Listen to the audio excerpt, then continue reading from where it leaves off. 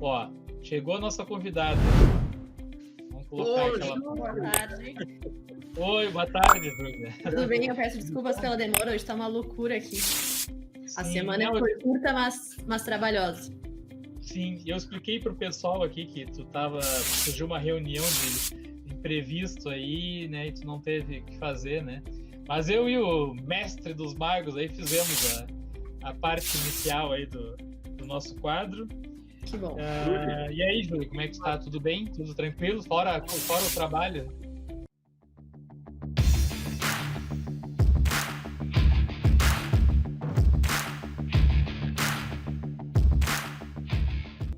Que bom que tem trabalho, né? Tudo bem, graças a Deus. Que bom que tem trabalho, sim. Inclusive a parte do trabalho tá tudo bem também. Esse teu trabalho aí ainda faz parte do letramento digital? Ainda tem a ver com a Seduc ou é outras? Sim, eu sou também no grupo da tutoria, né? Eu faço parte da parte da tutoria do projeto, que atende aos professores no chat do suporte. Então a gente estava em reunião sobre isso. Agora, inclusive, o meu horário começa geralmente às 4 horas, às 16, eu hoje posterguei para 5 para poder participar. No fim, teve a reunião antes, enfim. Pode falar, eu fiquei praticamente até as 4 da manhã te estudando no vídeo, é verdade. Vendo live tipo aula? Não, sabe a última live que vocês fizeram, a 30ª, eu acho, né? Sim, e ali, claro, a gente chamou todos os componentes, né? O Márcio chamou todos os componentes ali que participaram de tudo que aconteceu nos bastidores ali do letramento. E vai fazer a apresentação. Mas aí eu tenho algumas coisas que eu gostaria muito de te perguntar, assim, que eu fiquei bem curioso de saber, né? Tu que foi que fez a parte da supervisão, da tutoria, também tu que inventou, de acordo com o Márcio, né? O tipo aula, é verdade ou não é? Que inventei, pediram, né? O pessoal pediu. O nome que ele inventou, na verdade, não fui eu, foi minha mãe. Mas eu que organizei, eu planejei as aulas. As aulas não, sim. As tipo aulas. Se disser para eles que são aulas, eles que são aulas, eles não vão querer participar. E agora a gente retoma também, para consideração de que são importantes, né? Só pra gente voltar um pouquinho aí, eu queria deixar tu te apresentar assim a tua formação, né? Que curso que tu fez, né? Se tu fez alguma coisa nessa área de informática, só pra gente o pessoal se situar aí depois. Eu sou, na verdade, formada em Direito. Eu tô fazendo uma pós-graduação em Direito Penal e Processual Penal, uma especialização. Nada a ver com o contexto. Mas eu também, quando entrei para a faculdade de Direito, o pessoal já não achou que tivesse a ver, porque desde o tempo da escola eu já trabalhava com dança. Saindo da escola eu passei a trabalhar com dança e com música. Então, até o começo da pandemia era com isso que eu trabalhava. Eu dava aula de dança numa escola particular, com contrato com carteira assinada, né? E aí no começo do ano eu acabei sendo desligada da escola porque terceirizaram a atividade da dança, que era atividade contratada pela escola, e acabaram terceirizando. Enfim, a cultura está se perdendo no Brasil todo, dentro do ambiente da educação, acaba que também interfere, né? E aí, quando começou a quarentena, eu trabalhei com produção de eventos já, trabalhei com diversas coisas, eu sempre fui muito resiliente, eu fui atrás do que precisavam de mim.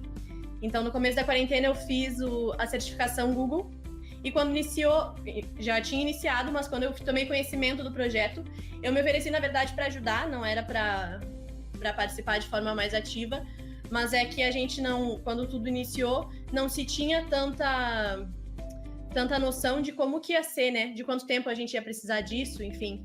Então, a gente foi aprofundando o trabalho e o conhecimento dentro das ferramentas digitais através à medida que foi avançando a pandemia. Sim. Eu me lembro que a primeira vez que eu te vi nos vídeos foi aqueles tutoriais explicando como fazer o e-mail educar, né? Acho que foi um dos primeiros ali, né? Foi. Nunca fui tão xingada na minha vida.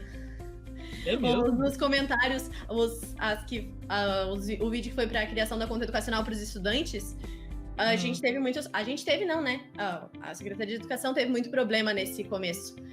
Em função da criação, problemas de relacionar o Easy com a conta educacional. E aí, bastante gente... Tá tudo errado, parece que eu não existo, que eu sou um fantasma. Obrigada, você fez a minha avó me chamar de incompetente, porque eu não sei nem criar um e-mail. Meu Deus.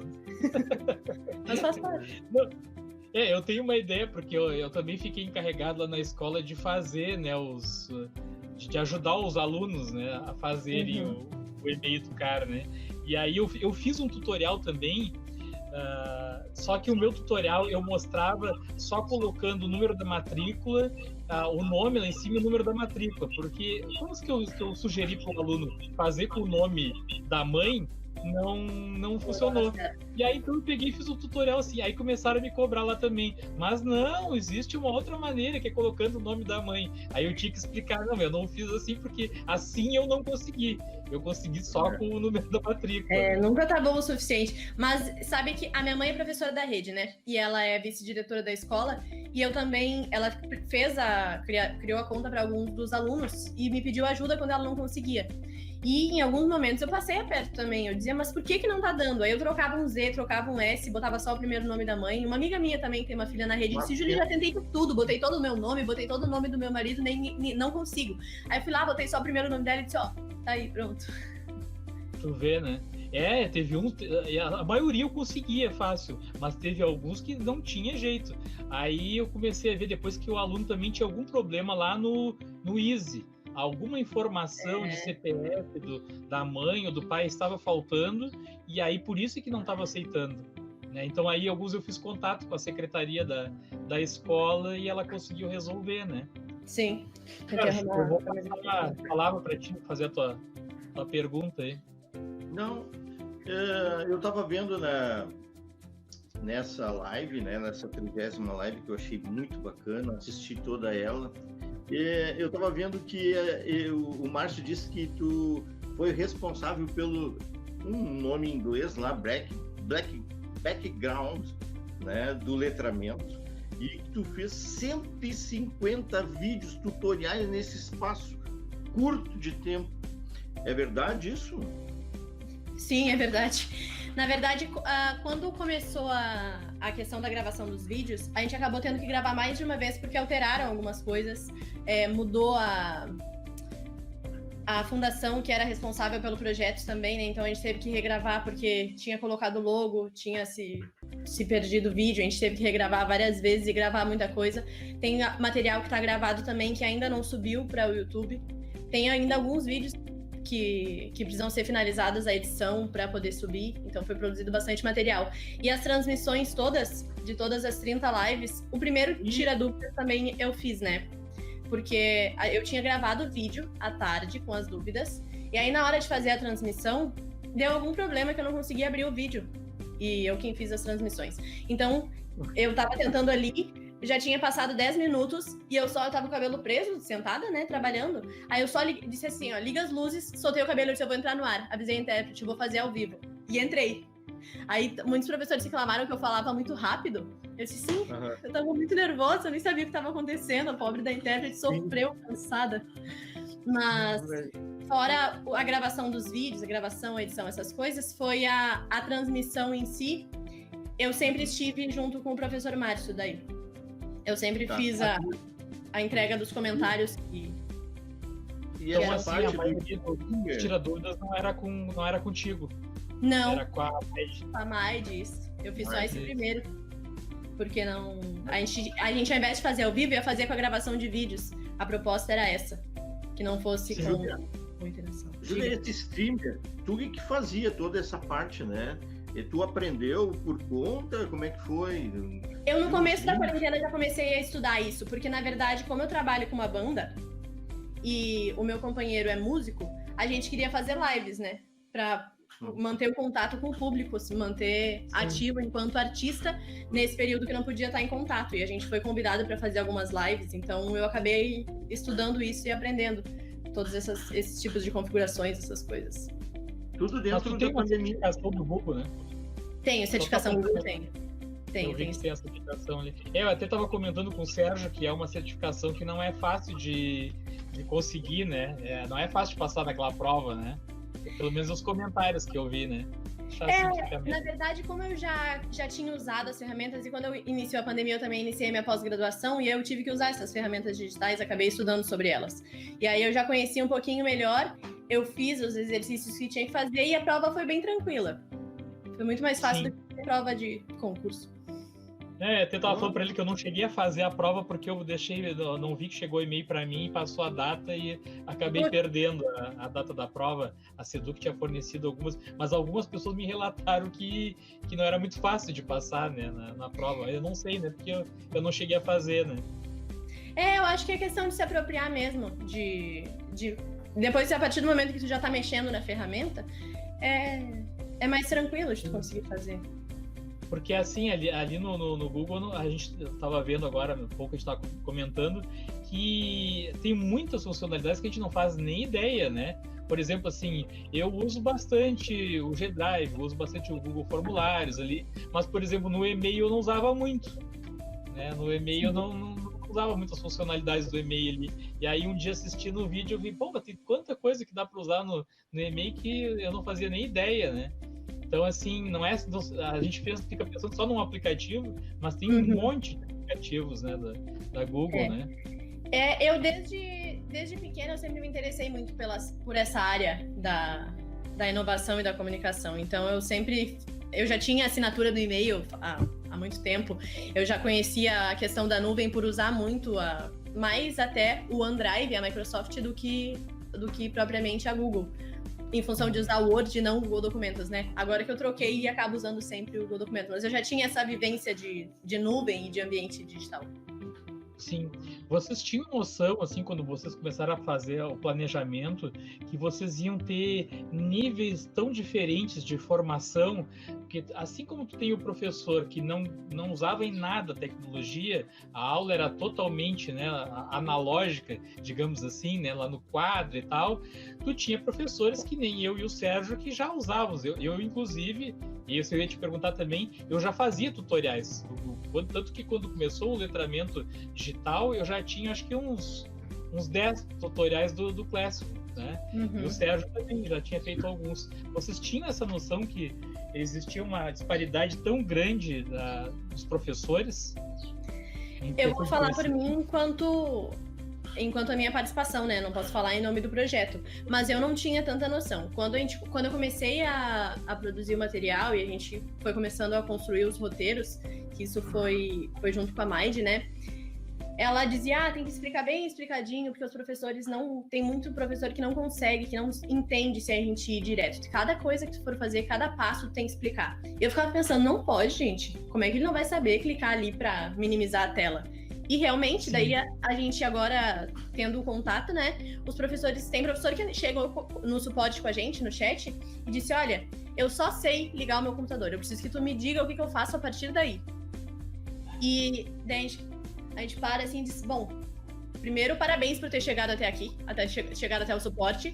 Agora eu vou te mostrar como é que a gente faz para chegar no Meet, e a partir daí a gente começa, eu posso te mostrar de uma forma como fazer para usar o computador do jeito que der, né?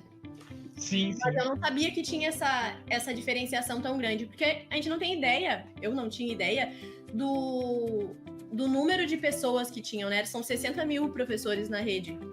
Então, agora pensando, é óbvio que vai ter uma diferença muito grande. Vai ter o pessoal do interior, vai ter o pessoal da aldeia indígena, que não tem esse contato.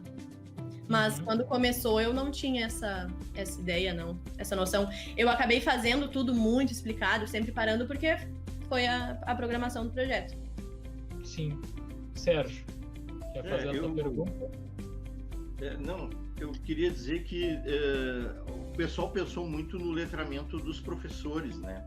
E a gente, entre os professores, a gente falava muito que havia, né, uma tendência a fazer um letramento para os professores e parecia que estava se esquecendo dos alunos. Aí ontem, assistindo a live, eu vi que tu que fez essa parte, né, de entrar em contato com os alunos, fazendo esses vídeos direto para os alunos, inclusive com o nome bem característico da juventude, tipo aula, né? E aí eu me lembro que tu comentou que durante as lives havia assim alguma manifestação assim da gurizada que é bem próprio deles. O Viegas e eu fazemos Meet e a gente nota que eles conversam entre eles umas bobagens assim, né? E depois tu disse que aos poucos eles foram amadurecendo assim, ó, e aproveitando mais o letramento, né? E aí a pergunta que eu faço para ti é a seguinte: a gurizada, a maioria sabe jogar na internet, sabe entrar nas redes sociais e tal, né? Mas quando é para fazer algum trabalho no Word, em algum aplicativo específico e de educação, eles não tinham esse conhecimento, mas eles têm facilidade, é ou não é verdade? Com certeza, com certeza. Eles têm facilidade, às vezes têm a preguiça de não fazer. E acho que falhou a câmera aqui, peraí, deixa eu trocar. E aí, quando foi tida a ideia do tipo, não botou minha câmera, né? Quando surgiu a ideia do tipo aula, foram alguns professores que disseram, eu tô aprendendo, mas meus alunos não sabem entregar as coisas, meus alunos não conseguem fazer, eu passo para eles e eles não fazem, eu não sei como explicar. Porque daí o professor já teria que ter duas preocupações, né? Aprender a utilizar a ferramenta e ainda aprender a ensinar o aluno. Porque vocês que já têm mais experiência, é tranquilo, mas tem muito professor que não sabia utilizar, que tá aprendendo agora e ainda ia ter que ensinar. Então eles pediram para fazer e muitos dos professores comentaram isso, e eu disse, vamos fazer então uma coisa que seja bem a linguagem deles. E aí, eu tenho irmãos mais novos que jogam, e eu gosto também da questão de videogame. Do celular eu não sou tanto de jogar, mas quando eu tinha Mario Bros, eu jogava Sonic. E aí eu disse, botei no primeiro tipo aula, o pessoal tava bem intenso, assim. Mas como é que tu vai falar com eles? Tu vai estar sozinha ali pra falar, tanto que o professor Márcio entrou antes, apresentou, fez a introdução. Eu disse, além de eu queria ter feito desde o começo uma conversa mais séria com eles. E disseram, não, é pra ser uma coisa muito informal, que tu só vai falar ali as coisas, não precisa ficar acompanhando o chat, porque realmente no começo, assim como na live dos professores, no começo ficam conversando entre eles, né? Não querem saber do que eu tô falando, eles vão ficar conversando ali, e aí a partir do momento em que eu passo a não dar bola, ou então dar bola só pra coisas que realmente vão somar, começam a interagir de forma mais que impacta mais no que eu tô falando, né? Que conversa melhor com o que tá acontecendo na live. E aí eu queria no começo ter dito pra eles, quem ficar fazendo bagunça aí, lembrem que tem pais assistindo junto, né? Igual a gente tá dando espaço pra vocês comentarem, vocês vão ficar sem recreio. Mas disseram que não, eu não podia chegar assim, metendo bronca. Então eu cheguei falando, fiquei de jogar Free Fire, e aí acabamos criando uma intimidade, assim, entre nós. Sim. Tem alguns que entram depois, comentam as coisas no Instagram do Educa Digital, ou então... E daí eu mando áudio pra eles, que legal que tu assistiu e tal. Aí comentam nos outros vídeos, ou então fazem comentários na própria live, assim, acabou se tornando uma relação mais amigável. Eu tenho vontade, sim, inclusive, de depois, após finalizada toda essa questão da pandemia, ano que vem, de repente, eu ia até lá algumas escolas, né, onde tiveram mais interações, que os alunos realmente participaram, porque às vezes colocam ali a sua CREA, a escola, e conversar com eles de forma direta, dizer, pessoal, né, a gente estava conversando lá sobre abrir a câmera no Meet, agora a gente está aqui conversando de forma aberta e o espaço segue aberto para eles, né? Sim. Porque eles se sentem meio excluídos. Inclusive, quando eu fiz, sem querer, eu estava fazendo um teste de uma transmissão e abriu o teste ao vivo, público, que eu sempre faço teste não listado, né? E aí abriu o teste público, eu só abri a live e já tinha umas 10 pessoas online, 7 likes na live. Eu disse, gente, eles estão esperando por isso, eles querem essa... Já estavam online. Mas assim, em média, quantos que entravam nessas tipo aula? Quantos alunos mais ou menos entravam? A primeira, como foi muito divulgada, tava todo mundo esperando muito e muitos profs fizeram atividades sobre a live, eles... já vejo isso aí. Eles foram 30 e poucos mil e tiveram juntos, ao vivo comigo, eu acho que 24 mil ou 26. Foi bastante gente. Aí nas demais já tinha no máximo 2.000 pessoas, assim, ao vivo. Assistiam depois. Tá, eu tenho muita curiosidade sobre isso, o Júlia, porque ontem mesmo eu fiz uma live com as diretoras, né, das escolas estaduais de Porto Alegre, e teve bastante gente online, né? Não chegava nem perto, né, disso, nem de 2.000, né? Mas mesmo assim foi bastante gente do que eu já estou acostumado nas minhas lives aí. E eu não conseguia dar conta, porque eu fico naquela coisa que eu quero colocar, eu quero comentar as mensagens do pessoal, mas aí não dá para te comentar todas, né? E eu ficava até frustrado, porque eu queria ler todas as mensagens, queria colocar na tela e não conseguia, né? Tu conseguia nessas lives, assim, tu conseguia analisar alguns comentários ali, ou tinha alguém que te auxiliava, te dizia, tem um comentário interessante. Nas minhas do tipo aula que eu participei, eu sempre tinha alguém comigo, alguém da produção, uma ou duas pessoas que vão dizendo, né? Ali teve um comentário interessante, a gente tem um documento que fica aberto, e aí eles escrevem ali o comentário ou a dúvida que tenha, da mesma forma com as lives dos professores, né?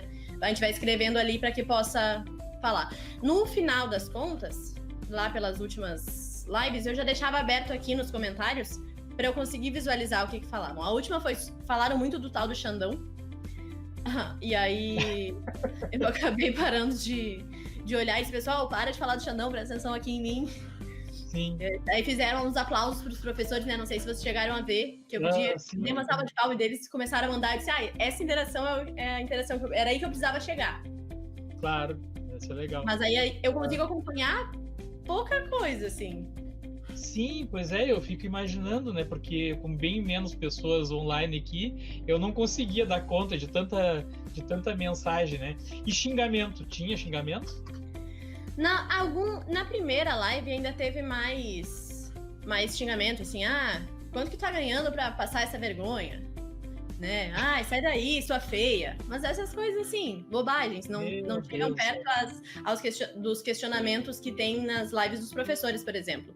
Eram esses xingamentos mais, sem pressão, aqui é Xandão, quem é tu? Eu sou Xandão. Essas coisas, assim. Aí que eu queria chegar, Júlia, porque eu entrevistei o Márcio também, né? E no dia da entrevista eu perguntei para ele sobre os xingamentos, né? Porque dos professores a coisa fica bem pesada, né? Porque tem muitas reivindicações, né?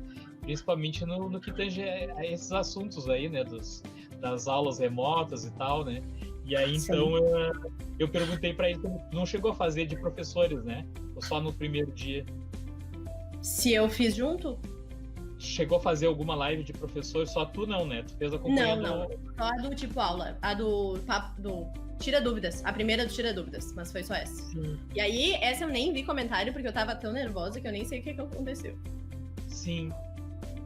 Tem o comentário do Ulisses aqui. Tu quer ler isso, Sérgio?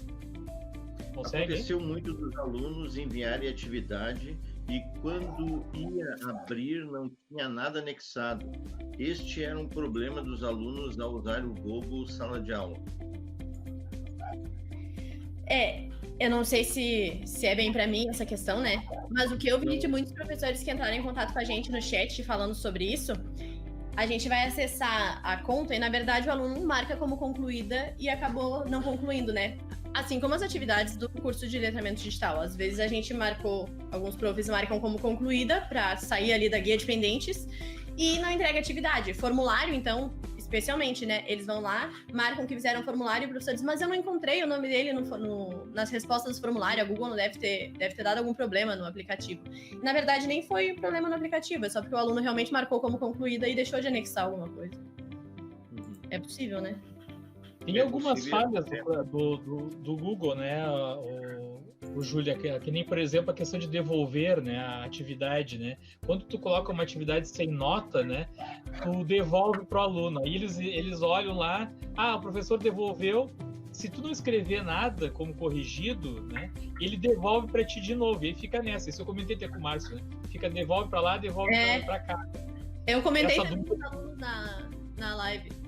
Na última aula eu fiz uma competição, né, pelo Mentimeter, e aí uma das questões era, quando o meu professor me devolve a minha atividade que ele já corrigiu e aparece o botão enviar novamente, o que eu faço? Não envia novamente.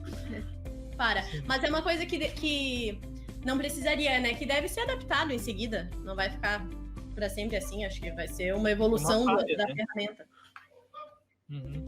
O típico da falha de que quem elaborou não é professor, né, Júlia? Aí é que eu acho que tá o erro, né? Mas sabe como é que eu resolvi isso e nunca mais tive problema? Eu faço um comentário sempre. Eu devolvo dizendo assim, ok, está corrigido, ou eu faço um elogio, ou eu faço uma observação, aí eles não devolvem mais. O problema é que o professor devolve e não escreve nada. Tem que haver essa interação, né? Eu acho que é isso, na verdade, a avaliação é isso, né? A avaliação não é só dar nota, é também dizer para o aluno se ele está no caminho certo ou se ele está perdido. Certo. Aquilo que tu tinha dito agora há pouco, eu não consegui perguntar para ti, né? Sobre o retorno daquilo que tu trabalhou com os alunos durante as lives, né? Tu poderia até chamar de papo de aluno, né? Porque eu tenho a impressão que quem inventou o papo de professor foi tu também, ou não? Não. O papo de professor, na verdade, ele antes já tinha começado as aulas, o projeto já tinha iniciado, mas foi uma ideia que surgiu lá no comecinho, que já era para ter sido feito, na verdade. Como o projeto demorou muito a começar, a gente ia ter começado o Papo de Prof antes, só que a gente achou melhor não dar essa introdução através do canal do Educa Digital e deixar que a Secretaria de Educação fizesse. Porque a ideia do Papo de Prof, além de conversar com professores para entender essa vivência e conhecer as práticas, como foi mais ou menos a última trilha do curso de capacitação, é também poder, de alguma forma, fazer uma mentoria para os professores que tiverem essa necessidade, né? Eu tenho uma aula muito legal presencial, mas eu não estou conseguindo fazer essa aula ser tão interessante de forma remota. Então, nós do Educa Digital conseguimos, especialmente o professor Márcio, né, consegue de alguma forma ajudar o professor a tornar essa aula mais tecnológica, para que ele consiga dar essa aula excelente que ele é, um excelente professor, ele dá essa aula excelente presencialmente, não está conseguindo colocar no meio digital. Sim. Dentro desse mesmo contexto, chegou a surgir a ideia de chamar de papo de professor, e eu já te explico por que eu estou te fazendo essa pergunta. Papo de professor... Não, os nomes, na verdade, que surgiram fora Papo de Prof, que foi o mais amigável, assim, foi prosa de prof. Foi tudo de prof, que é mais carinhoso. Eu te pergunto pelo seguinte, porque lá na minha página, no Café com o Professor Viegas, nós fizemos 3 lives por semana, né? E um dos quadros que eu faço é com o professor de Sergipe. E nós colocamos o nome Papo de Professor. Aí eu fiquei pensando assim, será que... Porque o Márcio, né, me conhece ali, eu já entrevistei ele, conhece a página e tudo. Será que talvez ele tenha pensado nisso, Papo de Professor, mas aí já existia um e de repente tentou não usar o mesmo, né? Não sei se ele chegou a ver já, mas a gente, quando pensou o nome, a gente procurou no Google, né? Pra ver se tinha alguma coisa. E tinha Papo de Profs. Só que é um canal. E eu achei que isso pudesse ficar confuso. Daí surgiu a ideia do prosa de prof. Mas, de qualquer forma, ele já tinha feito o registro do domínio na internet para poder fazer o site. Então acabou ficando o Papo de Prof mesmo. Tem um outro comentário aí do Ulisses. Um detalhe importante também eram os e-mails dos alunos antes do Educar. Tu não conseguias reconhecer quem era o aluno a partir do endereço eletrônico. Agora acabou. Pediu para falar sobre a ética digital. No caso, a ética digital de o professor poder saber quem é o aluno? Não entendi bem a pergunta. Porque realmente, né, antes, até hoje, quando o aluno resolve... Quando eu tive contato com os alunos, alguns entravam com a sua conta pessoal, por exemplo, no Meet, para eu conversar com eles, e eles entravam com a sua conta gamer. Aí era um nome nada a ver, que eu não sabia o que significava. Mas... E aí ia confundir muito o professor, né? E aí acaba entrando, muitas vezes, podem entrar pessoas que não são da turma e a gente nem sabe. Sim. Ele confirmou, a pergunta era essa mesmo, né? Eu tive essa experiência, né? Ano passado nós criamos o Classroom para as turmas desde 2019, eu e o Ulisses até. E tinha muito esse problema do aluno ter um nick ali, né? Não era o nome dele. E aí, nem a foto dele, né? Não fazia ideia de quem ele era, né? Sérgio, tu tem mais uma pergunta aí pra Júlia? Ele diz pra... Ô, Júlia, assim, nós vamos te alugar muito, né? Porque ele me disse que tem 30 perguntas anotadas ali. Meu Deus. Tô me preparando para ser bombardeada. Não, ô Júlia, eu ia te fazer uma pergunta sobre... Mas tu já respondeu de alguma forma. É o seguinte, logo que aconteceu a pandemia, tu tinha pouco conhecimento, né? E eu também. Eu acabei aprendendo muito durante esse distanciamento social, porque eu acabei investindo bastante em conhecimento dessa parte tecnológica para a educação, né? Quando tu entrou, é isso que eu ia perguntar, né? Quando tu entrou nesse projeto aí, tu tinha todo esse conhecimento que tu tem agora? Nunca, né? Eu hoje tenho muito mais conhecimento do que eu tinha ontem. A gente, especialmente em relação às questões digitais, a gente tem que se atualizar sempre, porque o vídeo que a gente gravou sobre o Google Meet no começo da pandemia já não tem mais tanta validade, né? A base é a mesma, mas o aplicativo já mudou muito de lá para cá. Né? Então, com certeza eu não tinha todo esse conhecimento, graças a Deus, que eu tenho conseguido me adaptar e aprender cada vez mais. Tanto a experiência, né, com as ferramentas, quanto em todas as outras coisas, a vivência com os professores, tudo. Eu tenho uma ideia do que é isso, né, por causa do meu canal no YouTube. Eu fiz um tutorial do Meet também bem no início, e esse dia estavam me questionando lá. Mas não tá assim, mas sim, é que atualizou o aplicativo, né? Eu teria que fazer um outro tutorial com a nova atualização. Então é complicado tu conseguir acompanhar. E aí o pessoal fica te xingando lá, né? Mas sim, não tá igual aqui, né? Teve casos da gente fazer o briefing à noite, tipo assim, tarde da noite, porque a gente fazia essas reuniões à noite. Umas 11 horas da noite a gente acabou a reunião do briefing com o roteiro do vídeo. Quando eu ia gravar o vídeo pela manhã, já tava diferente. Eu já tinha que gravar adaptando. Sobre o Classroom, especialmente. Aí, Sérgio, tem outra pergunta aí pra ela. A Tati, me dizer se a questão de tempo de gravação disponibilizado pelo Meet ter mudado foi uma atualização ou um acordo financeiro do governo? Não foi uma atualização da ferramenta mesmo. O Meet, na verdade, quando começou a função toda da pandemia, ele era bloqueado, né? Aí usavam muito o chat do Hangouts, o Meet não era tão conhecido. E aí agora foi atualizado novamente e vão reduzir o tempo, reduzir o número, acho que são até 100 pessoas, né? Pois é, né? Isso que é complicado, né, Júlia? Porque assim, vocês fizeram todo um curso de formação dos professores ensinando a usar o Márcio mesmo, eu assisti a live dele sobre o Google Meet, né? E aí, daqui a pouco, essas funcionalidades deixam de estar disponíveis para o professor. E aí, até a minha próxima pergunta era sobre o ensino híbrido, né? Que o governo mesmo propõe que tenha um ensino híbrido futuramente, mesmo depois que acabe a pandemia, né? E aí, algumas funcionalidades que vocês ensinaram aí no letramento digital passam a deixar de existir, né? Então, será que não é uma perda, de repente, de tempo do professor? Ele assistiu a aula lá, aprendeu a usar o Meet, mas aí daqui a pouco não vai ter aquela funcionalidade que tinha antes, né? Na verdade, o Meet ele vai seguir disponível, a gravação ela segue disponível. Se quiser fazer o download da gravação e subir para o Drive, consegue fazer tranquilo. O acesso de mais de 100 pessoas é muito difícil que uma turma tenha mais de 100 pessoas, né? E a partir do momento que a gente vai fazer alguma transmissão para mais de 100 pessoas, para não pesar a internet, o ideal é que seja feito em transmissão ao vivo como live, como que a gente está fazendo aqui. Eu li numa notícia desse site de tecnologia que eles tinham adiado esse negócio do período de 1 hora para gravação, mas isso até o início de 2021. E uma das coisas que eles pretendiam tirar era essa questão aí de ir para o G-Drive, né? Que não ficaria mais armazenado no G-Drive, que eu acho que aí realmente limita muito, né, Júlia? Porque a grande vantagem que tem é tu conseguir hospedar o arquivo no G-Drive. Eu mesmo faço assim, eu hospedo no G-Drive, depois eu faço o download e edito. Não vou poder fazer mais isso se tirarem essa função, né? Mesmo para o e-mail institucional, né?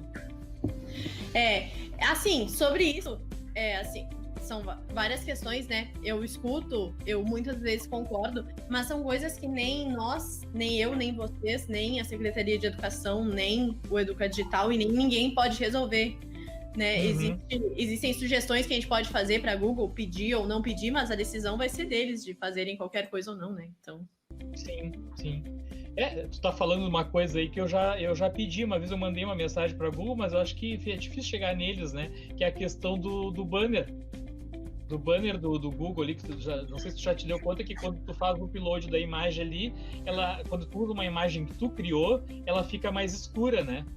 E aí muita gente começou a me questionar, porque eu disponibilizei na página lá os banners pro pessoal usar, personalizado para cada disciplina, né? E aí o pessoal assim, mas por que fica mais escuro quando a gente coloca no... É uma coisa da Google lá, só se eles mudarem, né? Eles configuram como se fosse para melhorar a visualização, né? Porque aparecem letras assim em cima. Mas são sugestões que a gente faz e algumas vezes, se tem muita gente pedindo, acaba sendo atendido, né? Todas essas atualizações são baseadas em solicitações. Sim. Sérgio, quer fazer mais uma pergunta para ela, hein? Alguns professores, né, da rede pública, mesmo apesar de ter um letramento que foi fantástico, muito bem organizado por vocês, né, pelo Márcio, por todos que participaram, né, e tu nos bastidores, né, Júlia? Muitos deles ainda não conseguiram se adaptar, né, a essa nova forma de dar aulas, né? Utilizar essas ferramentas do Google, né? E a minha pergunta é a seguinte, né? Mas apesar disso, muita gente consegue também, né? Acabou aprendendo, né? A minha pergunta é a seguinte: tu provavelmente deve ter ouvido falar muitas práticas que foram feitas durante esse letramento. Tem alguma dessas práticas que te chamou a atenção e que te marcou, assim, alguma... As práticas dos profs de evolução? Isso. Com certeza. Muitos atendimentos que a gente faz através do chat do suporte marcam a gente, né? Alguns de forma positiva, os outros de forma positiva, mas porque deu algo errado. Como, por exemplo, o professor tá trabalhando super bem, utilizando extensões no Meet para fazer chamada, né? Aquelas coisas todas. E aí, sem querer, apagando essas pastas, apagou a pasta Classroom. E aí a gente tem que conseguir... ficou procurando a pasta onde é que tá, porque não tá na lixeira, porque apaga com o Shift Del, porque já usava o computador. Então, assim, ia perder todo o trabalho. E aí a gente vai lá e consegue recuperar. Mas mais do que isso... né? Mais do que essas dificuldades que os professores que já usam têm, os professores que não usavam e começam a usar é uma coisa fantástica. Quando eu participei da seleção dos profs para essa última trilha, né? E também para a penúltima trilha a gente chamou alguns profs de ensino religioso, sociologia, que tinham dado as suas contribuições através daquele formulário de compartilhamento de práticas educacionais.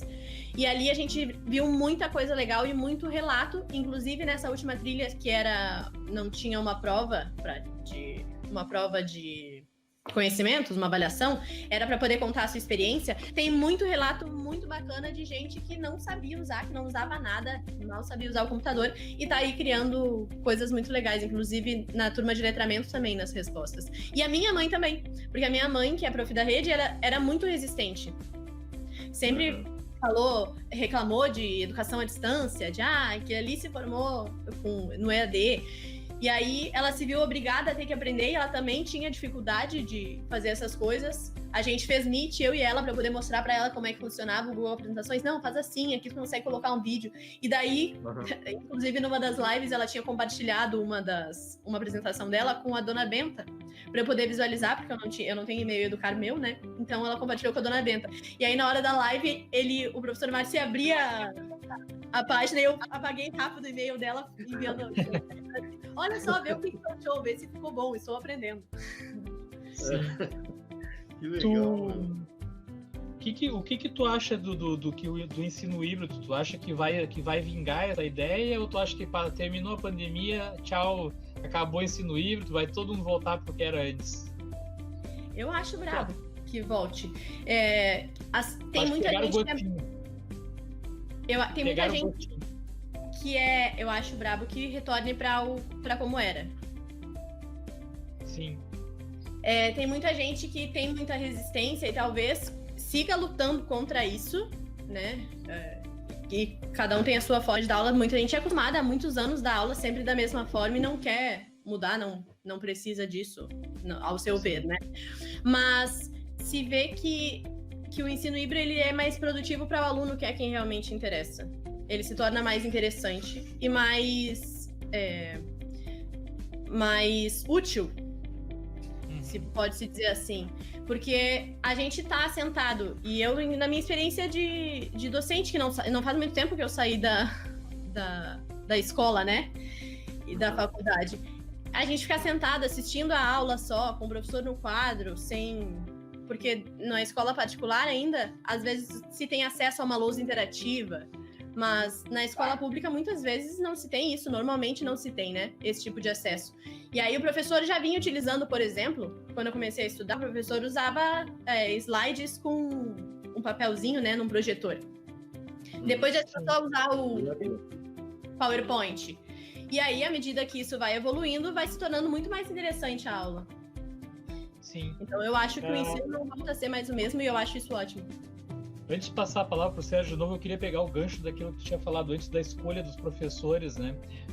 Vocês deram preferência por escolher professores que não usavam antes. Por exemplo, assim, eu e o Sérgio não estaríamos nessa lista, porque a gente já estava usando antes.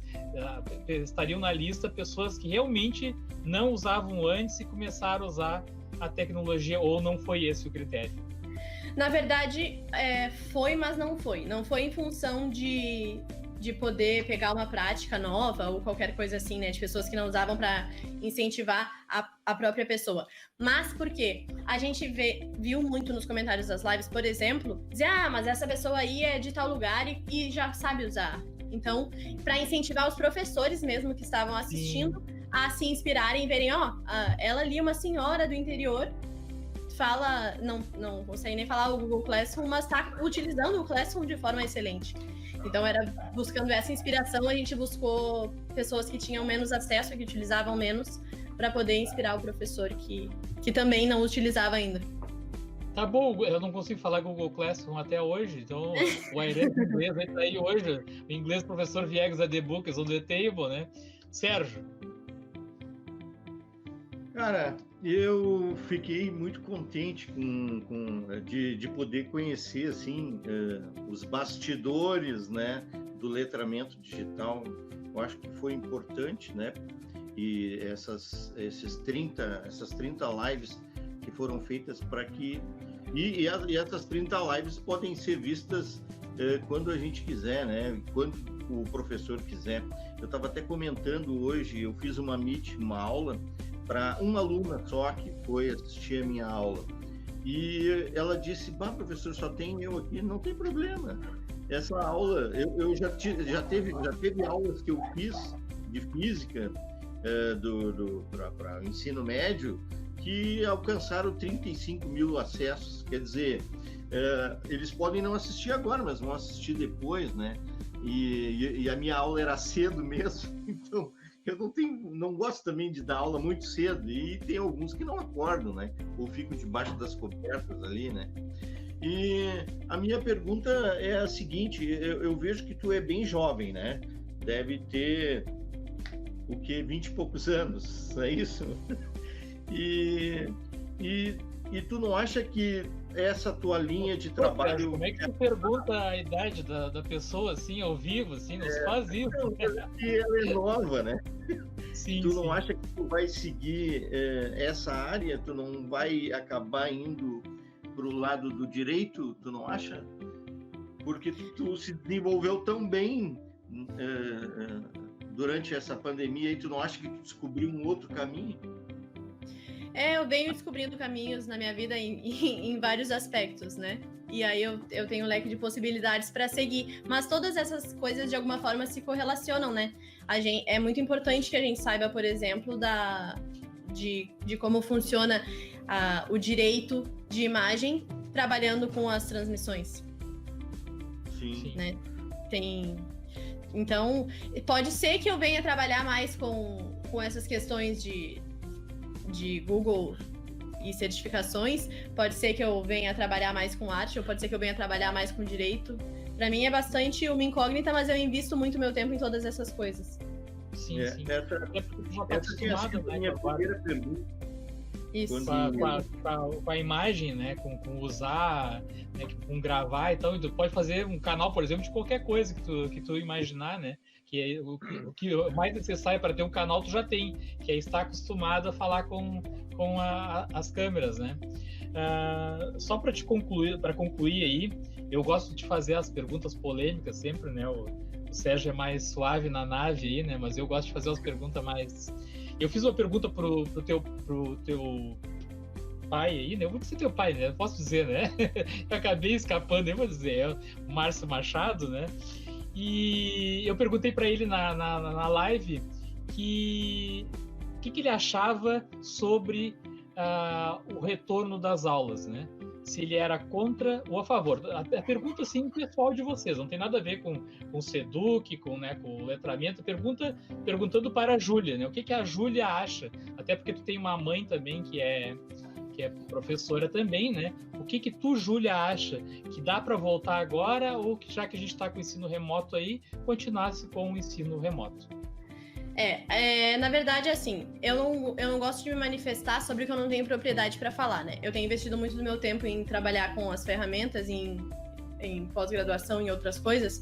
Eu não li, por exemplo, o documento da Secretaria de Educação, os documentos do Simpro, documento nenhum eu li sobre isso. Eu sei por cima como é que vai funcionar esse retorno das aulas, mas se me perguntarem, por exemplo, sobre a mudança do ensino fundamental, que tinha turmas no Classroom de componentes, uma turma para cada componente do ensino fundamental, e agora mudou para componentes integrados, sobre isso eu vou poder falar com propriedade, porque isso eu estou estudando, com isso eu estou lidando diretamente, então eu posso falar.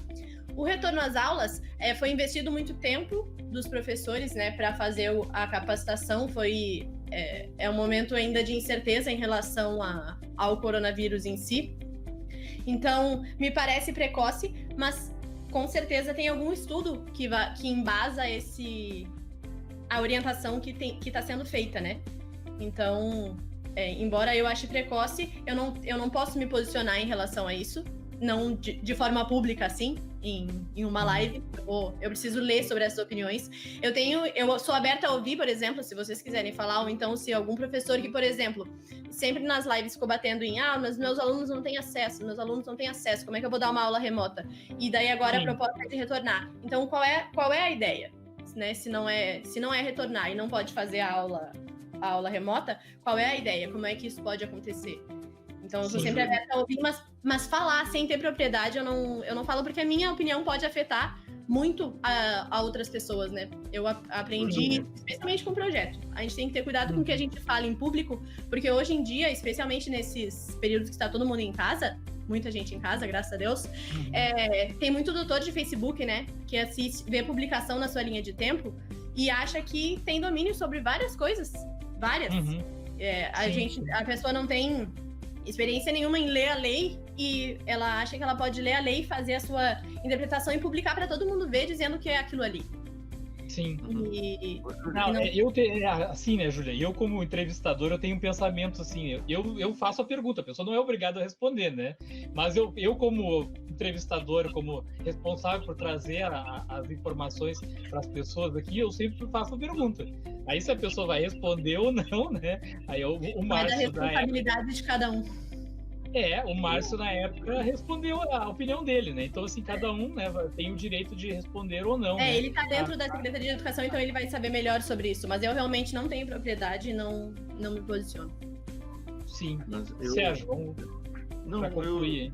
Só para concluir, eu acho, assim, maravilhoso, né? O fato de ter tido esse letramento por parte do Márcio. O cara é fantástico, né? Eu, sinceramente, não sabia que ele era teu pai, mas é uma pessoa fantástica e de um conhecimento enorme. E tu fazendo essa parte nos bastidores, né? Agora, fazendo uma análise do que o professor Viegas perguntou, Eu não vou te fazer uma pergunta, mas vou dar uma ideia do que eu penso com relação a isso. A gente está com esse ano, né? Durante os anos que se passaram, foi tentado fazer diversas vezes, e eu participei, né, de um letramento, né, feito pelos NTEs das coordenadorias. Foi tentado fazer um letramento para os professores.